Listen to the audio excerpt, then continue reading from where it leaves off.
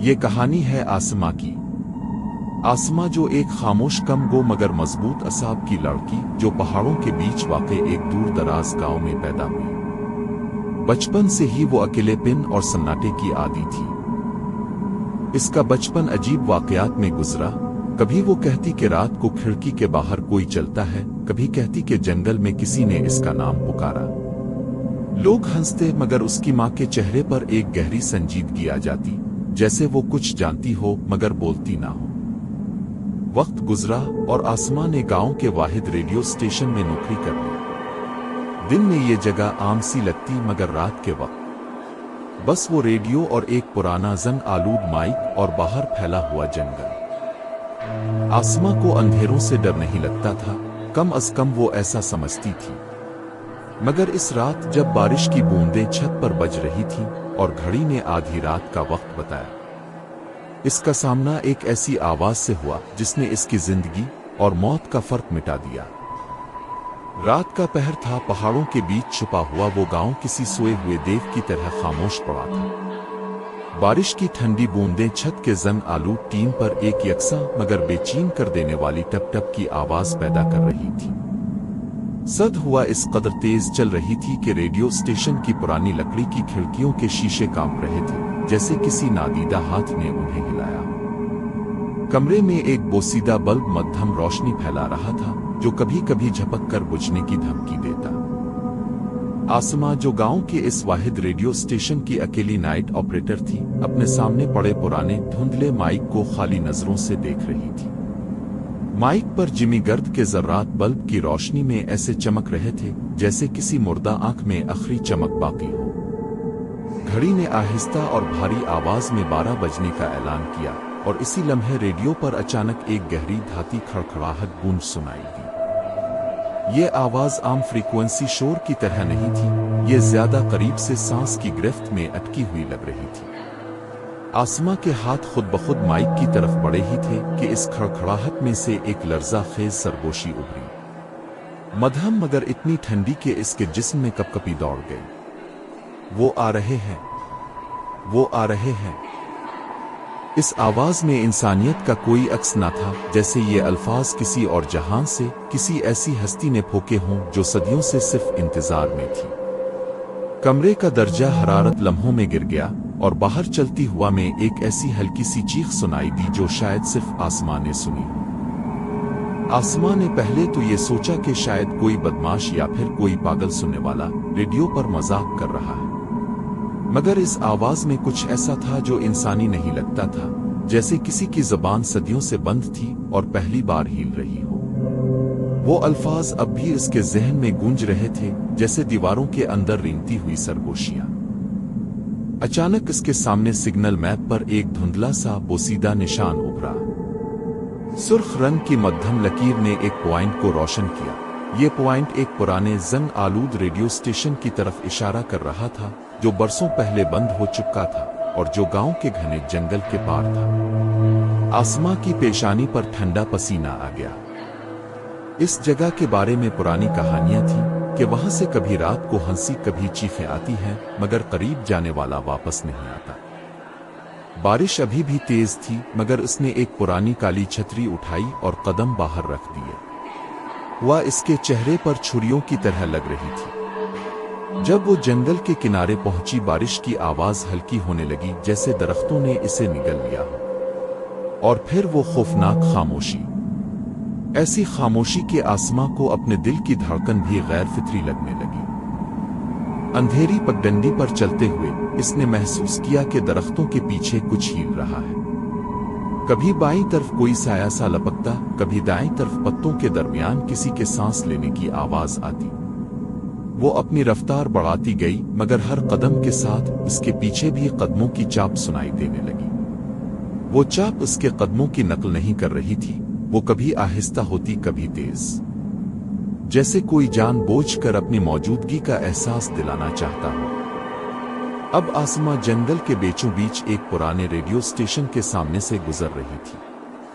Station کا زنگ آلود دروازہ آدھا کھلا ہوا تھا، ہوا کہ جھونکے سے وہ آہستہ آہستہ چرچراتا ہوا ہل رہا تھا، جیسے اندر کوئی بے صبری سے کسی کے آنے کا انتظار کر رہا ہو۔ आसमा ने कदम अंदर रखा तो एक घनी सड़ांध भरी बदबू उसके नथनों में घुस गई, ऐसी बदबू जो गीली मिट्टी, बोसीदा लकड़ी और किसी पुरानी सड़ती हुई चीज के मिलाप से बुनती है। दीवारों पर जगह जगह नमी के धब्बे ऐसे लग रहे थे जैसे इंसानी चेहरे पलट कर इसे घोर रहे हों। कमरे के एक कोने में टूटी हुई लकड़ी की मेज पर पुराना रेडियो रखा था जिसके डायल पर मकड़ी के जालों की तहजमी थी, मगर हैरत अंगेज तौर पर वो रेडियो खुद ब खुद चल रहा था और इसमें से एक ऐसी आवाज निकल रही थी जो ना मुकम्मल मर्दाना थी ना जनाना। ये आवाज गहरी खुरदरी और इतनी करीब जैसे वो बराह रास्त आसमा के कान में सरगोशी कर रही हो। तुम्हें यहां नहीं आना चाहिए था। ये आवाज सुनकर आसमा का दिल जोर जोर से धड़कने लगा। वो पीछे हटने लगी, मगर इसी लम्हे कमरे का भारी लकड़ी का दरवाजा एक जोरदार धमाके के साथ बंद हो गया।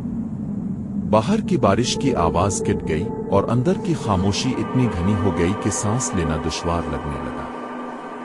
फिर फर्श पर कुछ हिलने लगा, पानी के गीले निशान आहिस्ता आहिस्ता जाहिर होने लगे। ये निशान एक एक कदम बढ़ते हुए सीधे आसमां की तरफ आ रहे थे, मगर उनके साथ कोई जिस्म नजर नहीं आ रहा था। बस फर्श पर पड़ा पानी हिलता और टपकता हुआ बढ़ रहा था, जैसे कोई नादीदा मखलूक गीली जमीन पर नंगे पांव चल रही हो। और हर कदम के साथ रेडियो की आवाज जरा और करीब हो जाती थी, और अब इस आवाज में एक ठंडी, लंबी और हल्की सी पागलपन भरी हंसी भी शामिल हो गई, ऐसी हंसी जो किसी अंधे कुएं की गहराई से आ रही हो। ये हंसी कमरे में गूंज कर दीवारों से टकरा रही थी, जैसे हर तरफ से कोई आसमां का मजाक उड़ा रहा हो। अचानक कमरे की नम-ज़दा दीवारों पर लंबी लंबी खराशें उभरने लगी, जैसे किसी ने अंदर से नाखून मार मार कर उन्हें चीरना शुरू कर दिया। उन खराशों के किनारे आहिस्ता आहिस्ता गहरे होने लगे और फिर उनसे गाढ़ा सिया सुर्ख खून बहने लगा, खून जो जमीन पर गिरते ही धुएं की तरह गायब हो जाता था, मगर उसकी तेज लोहे जैसी बदबू कमरे में फैल गई। आसमां ने दहशत से एक चीख मारी, मगर जैसे इसके हल्क से निकलने वाली आवाज को किसी ने मुट्ठी में जकड़ लिया हो। इसकी चीख कमरे की हुदूद से बाहर नहीं गई, बस इसी कमरे की दीवारों में गूंज कर एक बार फिर सरगोशी में बदल गई। फिर रेडियो के मध्यम बल्ब जैसी स्क्रीन पर कुछ हिलने लगा। धुंधला सा अक्स उभरा। इसे देखकर आसमां के कदमों के नीचे से जमीन जैसे खिसक गई। वो तस्वीर इसी की थी, मगर ये वो नहीं जो अभी यहां खड़ी थी। इस तस्वीर में आसमां के चेहरे पर जवानी की ताजगी थी और कोने में मिटमैली तारीख दर्ज थी, 10 साल पुरानी। मगर सबसे खौफनाक बात, तस्वीर में मौजूद आसमां की आंखें आहिस्ता आहिस्ता पलक झपक रही थीं, जैसे वो जिंदा हो और इसे देखकर मुस्करा रही हो। इस लम्हे सब कुछ वाज़े हो गया। ये जगह कोई आम रेडियो स्टेशन नहीं थी, बल्कि एक कब्र की तरह कैद खाना थी, एक वक्त के अंदर बंद गूंज। आसमां को एहसास हुआ कि वो बरसों पहले ही यहाँ मर चुकी है, और जो कुछ वो कर रही थी वो सिर्फ एक रिकॉर्ड शुदा अजियत थी जो हर रात 12 बजे दोबारा जिंदा हो जाती है। ना दिन इस कैद को तोड़ सकता था, ना वक्त इस दायरे से बाहर निकलने देता था। इस रात की दहशत खामोशी में दफन हो गई और बालाखर सुबह का धुंधलापन गांव के पहाड़ों पर उतर आया। लोग जब रेडियो स्टेशन के पास से गुजरे तो पुराना शिकस्ता सा दरवाजा बंद और खामोश था। अंदर का रेडियो बंद पड़ा था, मगर फिजा में कुछ ऐसा था जैसे हवा भी ठहर गई। और फिर जैसे किसी ने करीब आकर कान में सांस भरी हो, एक हल्की ठंडी सरगोशी दरवाजे की दर्ज से बाहर नस कर गांव की सुनसान गली में बह गई।